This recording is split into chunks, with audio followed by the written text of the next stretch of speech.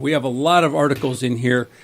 Somebody complained to me on the phone, a nice lady. She complained to me a couple weeks ago, you're just too conservative. And I said, so we have articles on horticulture, gardening, Social Security, veterinary articles, and we have maybe a column by Dick on guns, and we have Theron's, Wham's pages, and you can't overlook anything else and just take what you need out of there, plus all the coupons. No. Okay. Have a nice day, lady. I don't know. Liberals. Yep. So, anyways, one of the proud sponsors of the current newspaper is the Cheryl Stockwell Preparatory Academy. Experience the difference. It's a growing district. It's tuition free. Okay. So, if you're concerned about the level of education that your kids are getting, this is a charter school. It's a top performing charter school. It has a full international baccalaureate diploma program. I mean, come on. Take advantage of this. It's your tax dollars paying for it. Go for what's better.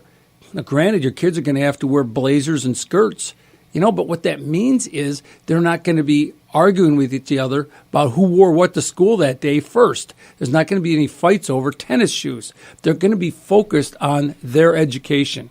And you want them focused on your education. So, once again, experience the difference. Cheryl Stockwell Preparatory Academy. That's 810-225-9940. Once more, that's 810-229-9940. Experience the difference. Yeah. Sounds great. I think that those type schools are the future of America. Because our public schools have gone right into the crap hole. Mm-hmm. They need to be shut down and reworked completely. And so these places are going to carry on the future of America. Okay, so we had Joe from Wyandotte called in. He wanted to talk about Notre Dame. Joe? Yeah, well, I wanted to expound upon go off of something you said, which was they are giving of their own money. And, of course, the socialists are up in arms about it, and the Democrat socialists in this country would also be. 2 Corinthians 9:7. One must give according to his own heart, not under compulsion. Jesus was not a socialist. Redistribution is not charity.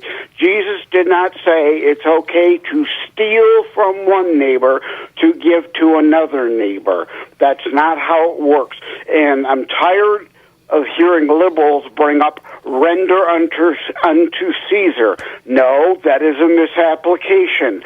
You do not get to surrender your Christian brothers' keepers' duties unto the state. That's not what that passage means. Okay. You're absolutely right. And along those lines, you remind me of something where this woman, Mary, a known woman about town, came in and anointed Jesus' feet with her hair, and it was costly spikenard. It was very, very expensive ointment. Years' wages is what I've read about it. And I think it was Judas who betrayed Jesus later, said, hey, this money could have been used for the poor. Instead she's poured it all over your feet. And Jesus' response was, hey, poor you'll have always. Me, you don't have so long. And so many words. That's Ed's translation. Yeah, but there are so many things that the left twists and contorts in the scriptures to meet their worldview rather than properly use their Christian faith to shape their worldview. That's why one cannot be a real Christian and be a Democrat. My real favorite is judge not. They have no idea of what judge not means, but they like to use it. No, they don't read the whole scripture. Yeah. They leave out the whole second half of judge not. Mm-hmm. All right. I think we've had enough theology today. What do you think, Gary? Well, also same. Right, take care, my friends. I love you guys. All right, thanks, Joe. Bye-bye. Thanks for that insight. All right, Joe. Another thing that they do is they take be kind to the stranger, or treat the stranger like your friend, and all this stuff. He wasn't talking about invaders and people coming in mass hordes. He was talking about travelers and individuals coming through your town, not to abuse them or take advantage of them. Funny you mention that because I just taught in my Wednesday night Bible study a couple weeks ago about the Good Samaritan.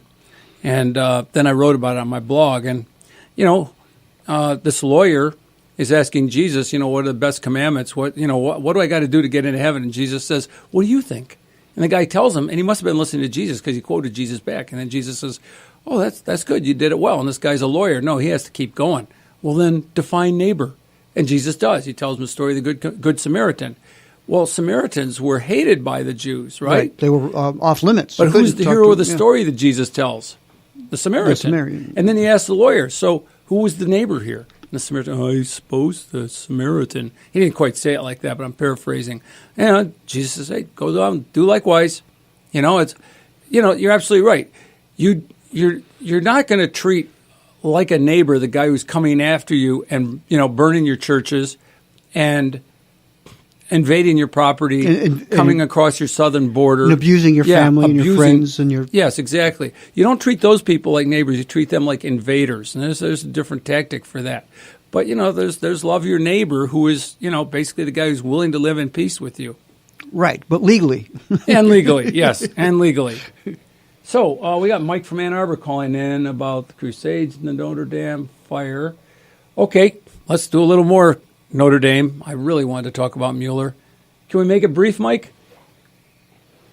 Well, I'll try. I studied art history briefly, and Notre Dame was, I think, at the time, a architectural, breakthrough. It in itself, the building is an artifact. Yes, absolutely.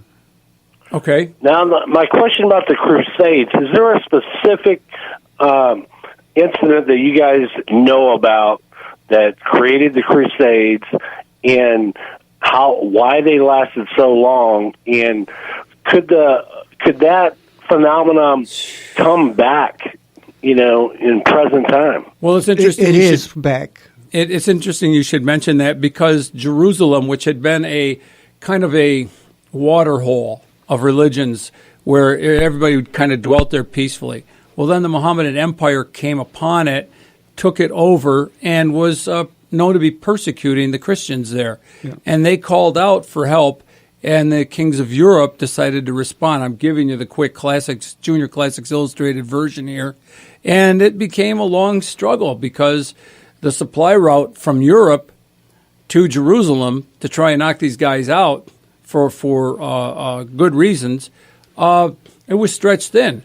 And the Saracens, go ahead. Back in antiquity, yeah. That's when you only fought wars during like 4 or 5 months out of the year. The other time was for harvest in the winter. So wars were a completely different situation back in the time. Yeah, you might sit it out for a while and then go back again the next season, and it was just a struggle. Let's just put it that way, okay? But that was what it was. It was the Islamic attack on Jerusalem, which is the holy city of the Jews and Christians, and has just kind of been made a holy city by Islam. And in 1944, 45, when they made Israel a state, that's when they started the new Crusades. Yeah, because Islam wants to take it out again. Did that help? Are Mike? You there? Okay, well, I hope that helped. Thanks for calling in, Mike. All right, Walter. Hey, guys. Hi. Hey, man. Brief. All right. Hey, I got a question. Okay. Well, let me make a statement first, a little sidebar here. You guys are talking about the left misquoting the scriptures, misapplying the scriptures. You know why? It's easy, man. Because they quote from the LeBron James Bible, not the King James Bible. Okay. Got that. They quote from the LeBron James Bible. And got a question about the guy that threw the kid off the balcony. I know nothing about him. You guys think there's a great cover-up? I know nothing about him. I don't know what. I know nothing. I didn't even read about it. I saw it. You know anything? Just that it happened. That's all I know. Yeah. Is there a cover-up? I don't know. From, the news media and all the Democrat Party and all the major news networks cover up for Islamic terrorists.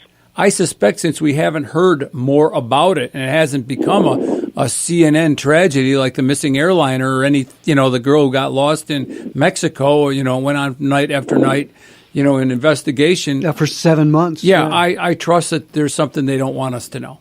So, that's all I can infer from that.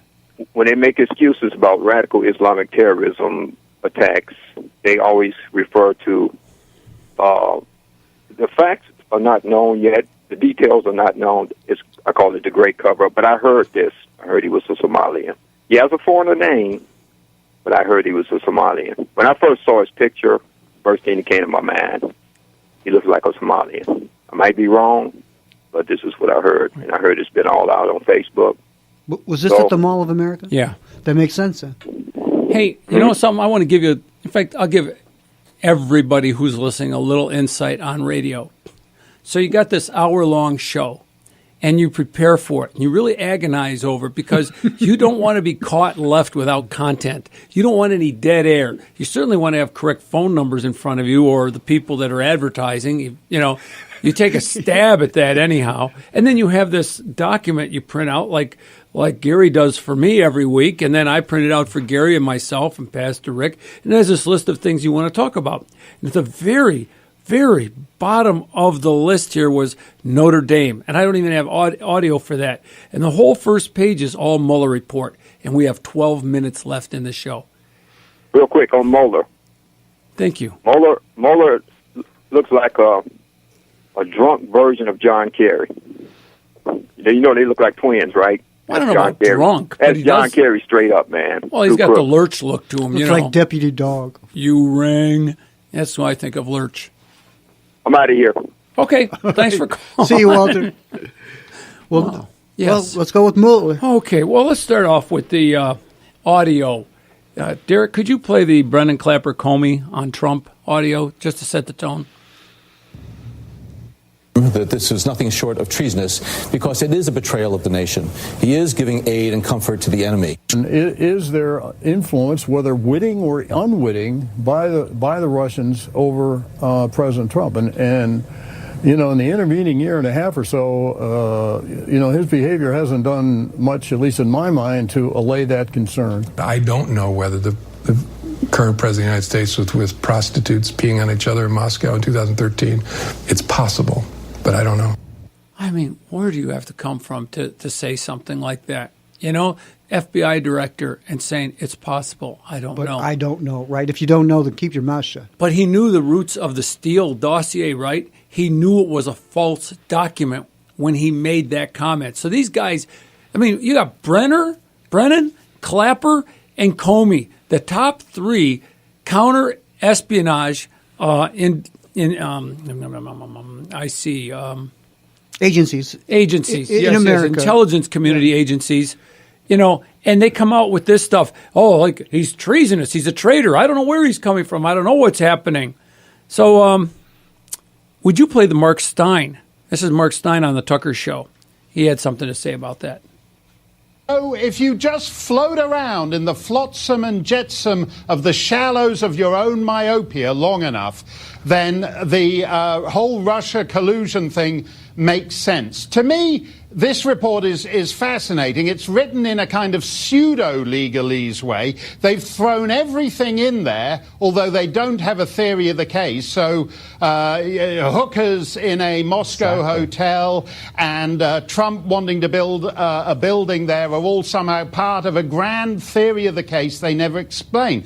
And the most revealing thing to me is on page 1 of the report. We all want to know how this thing got started. And they claim it's George Papadopoulos being fingered by my old pal Alexander Downer, the Australian High Commissioner to the UK. I've known him on and off for 15 years. The fact is, to put it in Andy McCarthy terms, not only do they not have anything beyond a reasonable doubt, not only does it not meet the civil standard of a preponderance of the evidence, they had no probable cause for launching this thing. Exactly. And that ought to disturb every single... They have a nobody, George Papadopoulos, having a set-up drink in a London wine bar. And on the basis of that, they destroy Carter Page's life, George Papadopoulos' life. This is disgraceful, and the idea of the government investigating its political opposition, that's Venezuela. If it moves to Washington, we're all in big trouble. Totally wrecked an entire term of the presidency and overturned the will of voters. Absolutely. And you're absolutely right. You were dead on pretext right about that, Tucker. It's so depressing that I'm hoping we can ignore it forever after. So I think he summed it up pretty well there. We know that Peter Strzok he bailed on the investigation early, even though